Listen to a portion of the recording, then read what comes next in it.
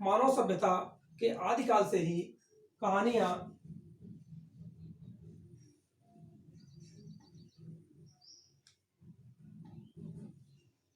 मानव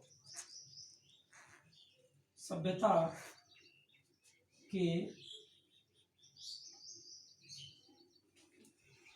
आदिकाल से ही मनोरंजन का साधन रही है।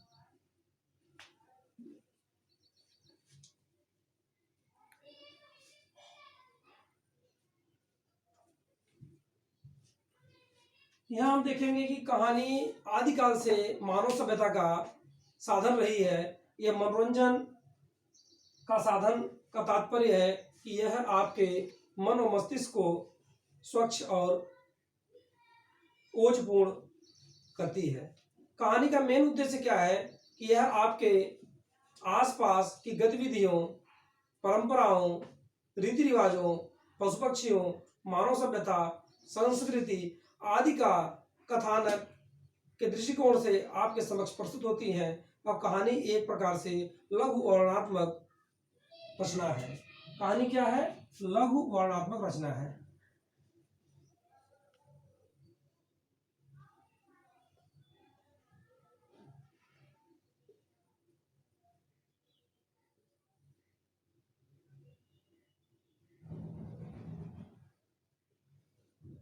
कहानी लघु वर्णनात्मक रचना है।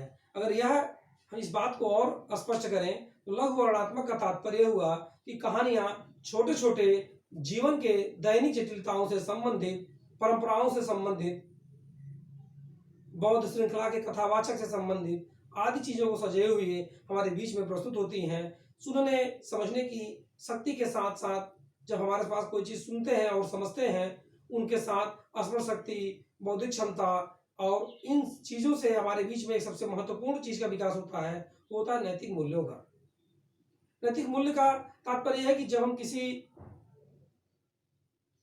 पात्र का किसी कथानक के माध्यम से हम वर्णन करते हैं, वह कहानी समक्ष प्रस्तुत होती है, तो हमारे मन में एक चित्रात्मक भाव प्रस्तुत होता है मस्तिष्क में, और उसके अनुसार हम उस कथानक में उस पात्र के अनुभवों के बीच जब गुजरते हैं कहानी के माध्यम से, तो खुद को उसमें उतारना चाहते हैं और उसके अच्छे गुणों को अपने अंदर उतारने के लिए क्या होगा, जब यह कार्य आगे बढ़ेगा तो नैतिक मूल्यों का विकास होगा।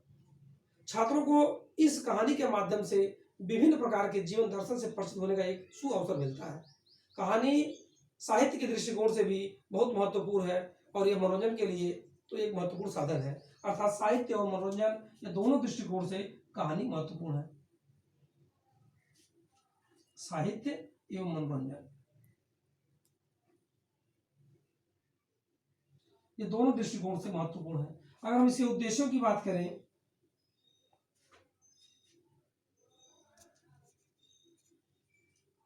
तो सबसे पहली बात कि कहानी विभिन्न प्रकार के जीवन दर्शन को हमारे समक्ष प्रस्तुत करती है। कहानी क्या करती है? विभिन्न प्रकार के जीवन दर्शन को हमारे समक्ष प्रस्तुत करती है और कहानी छात्रों के मन में सृजनात्मकता का विकास करती है। कहानी छात्रों के मन में सृजनात्मकता का विकास करती है। सबसे पहला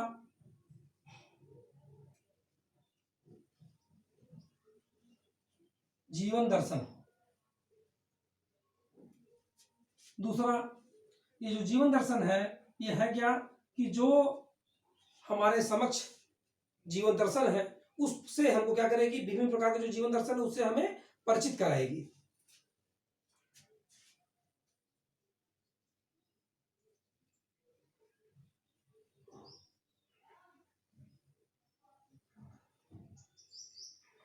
दूसरी बात आती है सबसे महत्वपूर्ण कि ये हमारे अंदर सृजनात्मकता का विकास करती है।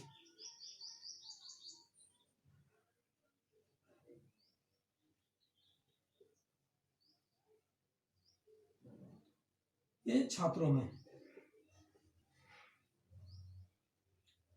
यहां आएगा छात्रों को।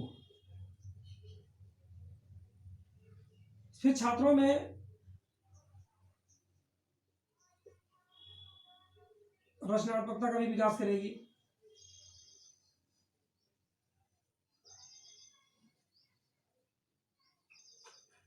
छात्रों में सृजनात्मकता का विकास, रचनात्मकता का विकास, इन सबों के साथ कल्पना शक्ति,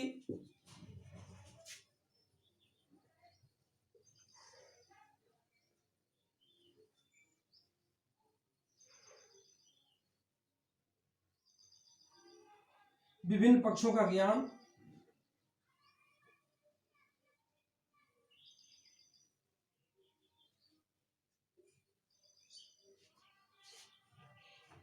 कल्पना शक्ति, विभिन्न पक्ष।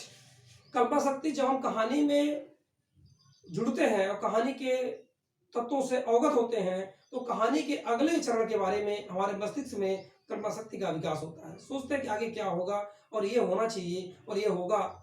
इस प्रकार का जो भाव हमारे मन में आता है हमारे कल्पना शक्ति को क्या करता है, मजबूत करता है। और इसके साथ जब हम जुड़ते हैं तो हमारे अंदर मौखिक अभिव्यक्ति की क्षमता बढ़ती है। मौखिक अभिव्यक्ति की क्षमता बढ़ेगी तो नैतिक मूल्यों का विकास होगा। नैतिक एवं सदचरित मूल्यों का।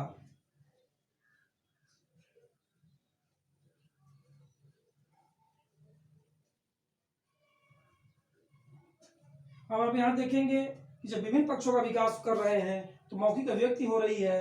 मौखिक अभिव्यक्ति के साथ नैतिक एवं सच्चरित गुणों का जब विकास होगा तो उसके साथ साथ हम क्या करेंगे, जब कहानी सुनेंगे तो सुनकर वस्तु को, भाव को ग्रहण करना, सुन करके भाव ग्रहण करने का भी, सुनकर भाव ग्रहण करना, यह भी गुण हमारे अंदर यानी छात्रों के अंदर क्या होगा, विकसित होगा। इसके साथ साथ पशु पक्षी, मानव स्वभाव, सांस्कृतिक मूल्यों आदि से वो परिचित होगा। पशु पक्षी, मानव स्वभाव और सांस्कृतिक मूल्यों से परिचित होगा।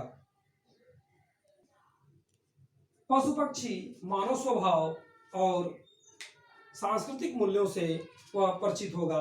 इसके साथ हम देखेंगे जो कहानी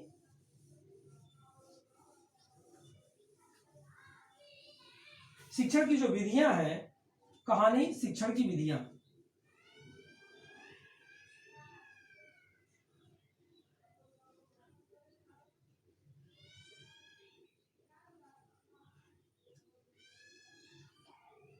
अब शिक्षण आप देखे होंगे गत कक्षाओं में कि कहानी किस प्रकार से बच्चों को हम सिखाते हैं। तो सबसे पहली बात आती है गहन अध्ययन प्रणाली। गहन अध्ययन प्रणाली आती है सबसे पहला, गहन अध्ययन प्रणाली। इसके अंतर्गत हम क्या करते हैं कि कहानी को छात्रों के समक्ष प्रस्तुत करते हैं, जिसमें मात्र शीर्षक नहीं होता है, कहानी बच्चों के सामने उद्देश्य के साथ निर्देश, कहानी का माध्यम, कहानी का कथन आदि को वो सजोए रहता है। दूसरा जो होता है वो होता है पात्र क्या, अधूरी कहानी पूर्ति।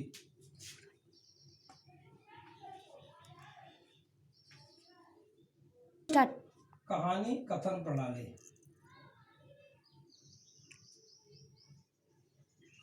मूल रूप से गहन अध्ययन प्रणाली, अधूरी कहानी पूर्ति प्रणाली, चित्र प्रदर्शन प्रणाली, मौखिक कहानी कथन प्रणाली।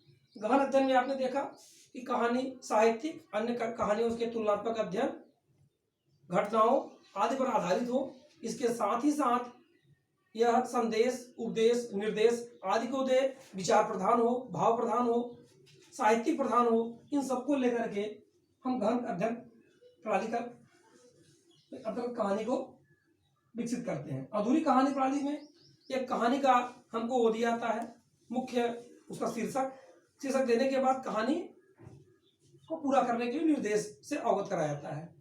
चित्र प्रदर्शन प्रणाली में चित्रों के माध्यम से कहानी को विकास को आगे ले जाया जाता है। उस चित्र के माध्यम से क्या करते हैं, कहानी को जो है आगे बढ़ाते हैं और छात्र के अंदर सृजनात्मकता, कल्पना शक्ति का विकास होता है और 2-3 चित्रों को जोड़ते हुए वो कहानी को आगे ले चलता है।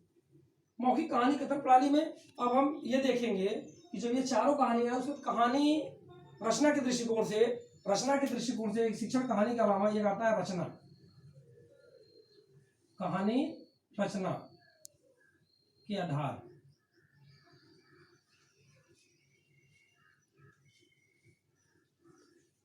इसमें आप देखेंगे सबसे सबसे पहला जो आता है वो आता है रूपरेखा प्रणाली। वह क्या आता है? रूप रेखा प्रणाली। दूसरा आता है रूपरेखा प्रणाली। इसका जो है कहानी रचना के दृष्टिकोण से पहला है। जो दूसरा है वो है प्रश्नोत्तर।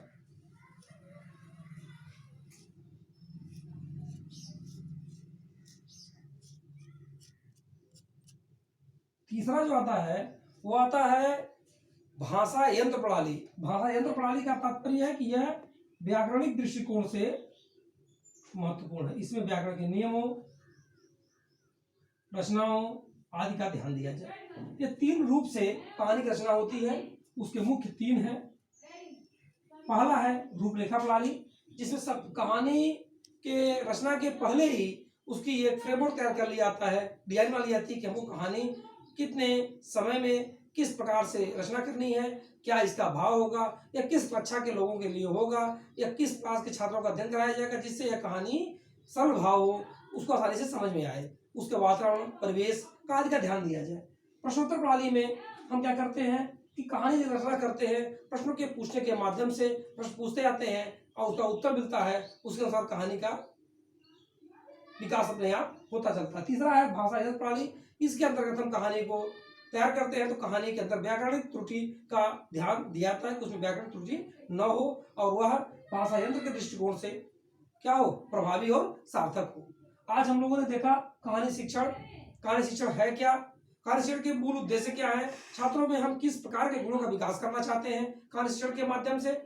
उसके बाद कहानी शिक्षण की विधियां क्या है, कहानी शिक्षण के रचना के आधार क्या है।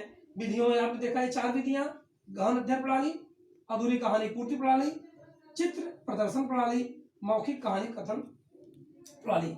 आपने उसके बाद अगले क्रम में देखा कहानी रचना के आधार पर 3 मुख्य बिंदु है इसके: रूपरेखा प्रणाली, प्रश्नोत्तर प्रणाली, भाषा यंत्र प्रणाली। इन सभी विषय वस्तु का अध्ययन करने का मूल उद्देश्य क्या है? सुनना और समझना। जो एक विषय वस्तु है उसके अंदर हम कविता, लोकगीत और कहानी शिक्षण आदि के अध्ययन किए। इस अध्ययन में छात्रों के अंतर्गत सुनने समझने की जो शक्ति है उसको हम और क्या करेंगे, विकसित करेंगे।